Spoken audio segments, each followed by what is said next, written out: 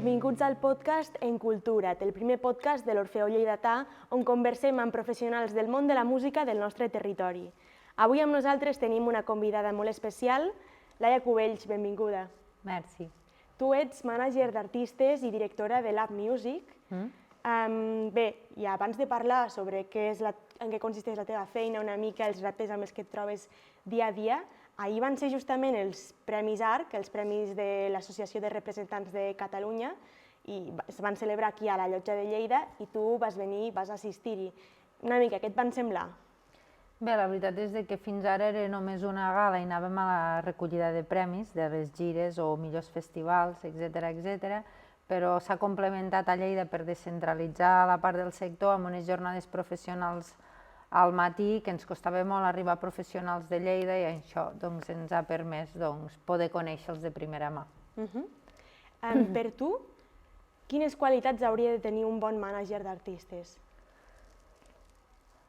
Ostres, suposo que paciència, perseverança i honestitat, diria. Sí, aquestes són les tres qualitats que hauríem de tenir tots.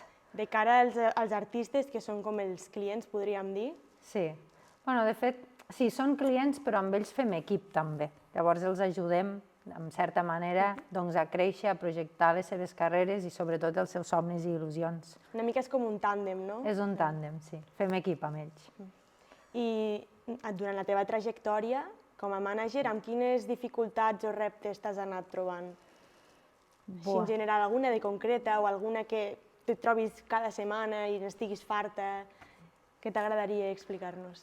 A veure, suposo que la burocràcia, que a nivell d'administració cada vegada hem de fer més de gestors i no la feina de contractació pura i dura. Ens és més fàcil fer una contractació amb una entitat privada que amb una institució pública, perquè requereix de molta normativa i de molta paperassa.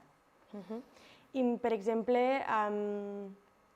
posa'm algun exemple d'entitat pública amb la que hagueu de col·laborar, un festival o un cicle de concerts, no sé, no m'ho imagino ara mateix. Els festivals no. Els festivals normalment són entitats privades, però els ajuntaments, teatres, etc. O sigui, hem de pujar les altes a la seguretat social de cada artista, si no els donen ells.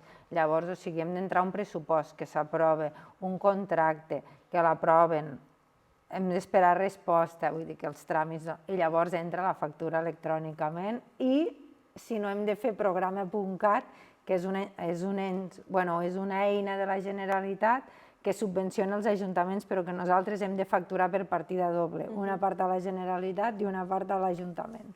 O sigui que tots són com afegits burocràtics que hem de fer. I a nivell de calendari, durant l'any, suposo que teniu més contractacions privades que públiques, no? Perquè si no seria un... No, tenim moltes contractacions públiques. Déu-n'hi-do. Sí. Clar, o sigui, tota la programació estable, normalment, és contractació pública. Tots els teatres arreu de Catalunya tenen una programació estable, que programen igual 4 dies a la setmana. Llavors, a l'hivern sobretot, i als estius també, perquè tenen com cicles de mitjà i petit format, que jo porto grups com molt petits i llavors jo entro en aquests cicles i no en festivals molt grans com Portaferrada o Cap-roig, etc. Doncs sí, programen al llarg de l'any i normalment és contractació pública. De fet, el meu 80% és contractació pública del volum de feina. Sí, jo estic superagraïda als ajuntaments i als teatres, sobretot. I ara que em deies que portaves artistes més aviat petits, parla'ns una mica del perfil que tenen els artistes que portes actualment. La veritat, jo no tinc com un ròster molt concret a nivell de temàtica, sinó que si m'arriba un projecte i em motiva molt, a part de mirar-me els números, etc., i la trajectòria de l'artista i la solidesa del projecte, m'hi tiro de cap.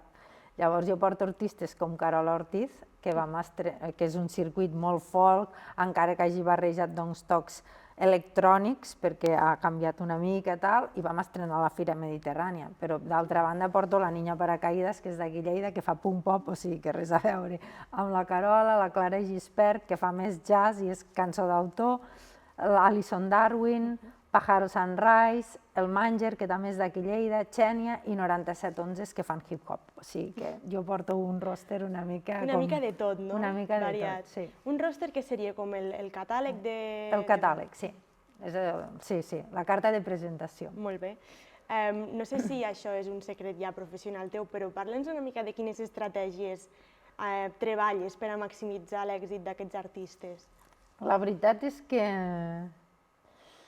cada grup és un món i llavors doncs, el que intentem, sobretot amb grups més locals, més catalans, doncs, és estrenar els dos mercats estratègics o l'un o l'altre, que ens obren com les portes a nivell nacional i internacional, que són Fira Mediterrània i Mercat de Música Via de Vic.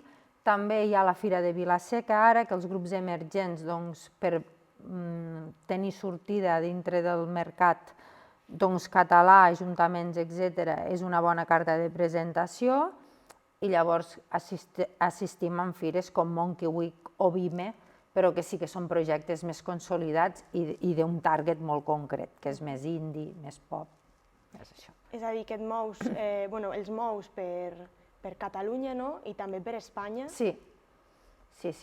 I llavors, nosaltres anem de la mà, no sé què ens autoeditéssim, de la mà d'una discogràfica i entre tots tracem una estratègia comuna, números, a tots els nivells, Instagram, Spotify, vull dir, perquè al final, o sigui... També s'ha de tenir en compte això, no, avui en dia? Sí. De fet, o sigui, els festivals, quanta gent els escolta? En quina ciutat? Nosaltres, això també és una eina per dir, podem fer un concert a Madrid, quanta gent els escolta? 900 persones a Madrid, doncs els escolten 900, podem fer una sala d'un 10%, doncs igual, i ho proves. Perquè cada grup deu ser, cada grup o cada artista deu ser diferent, amb una personalitat diferent, no? A nivell de públic que pot atreure, d'encaixar o no en un festival o un altre. Això ho heu de tenir també en compte, no? Sí. Tenim unes bases de dades de festivals molt grans i llavors, per tipologia de música, etc., els intentem col·locar en un lloc o en un altre. I això sí que fem una estratègia de booking al principi del projecte i diem, aquests són els festivals on hauríem d'intentar que toqués la nostra banda com per aconseguir públic o fins i tot visibilitat, encara que hi hagi molt poc retorn econòmic. I ara que em deies això del booking, hi ha alguna diferència entre management i booking, no? Sí, totalment. Perquè, clar, la gent que no n'entén, com jo mateixa abans de fer-te aquesta entrevista, explica'ns això. El management és l'acompanyament a l'artista, o sigui, li busques discogràfica, negocies amb ells, etc. O sigui, tot. És com un projecte transversal. I la pota del booking només fas contractació del live, o sigui, del directe. Que, de fet, jo sempre he fet contractació del live, molt poc management. M'agrada més, o sigui, la venda de cara al promotor o ajuntament.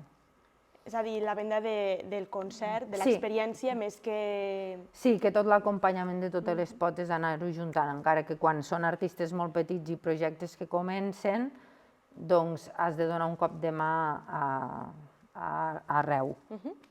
I tu ets d'aquí, de Lleida, no sé si de la ciutat o d'algun poble? No, soc de Torrebesses. De Torrebesses. Sí. Creus que el món del management està centralitzat a les grans capitals? Perquè tu, de fet, vius a Barcelona, treballes allí.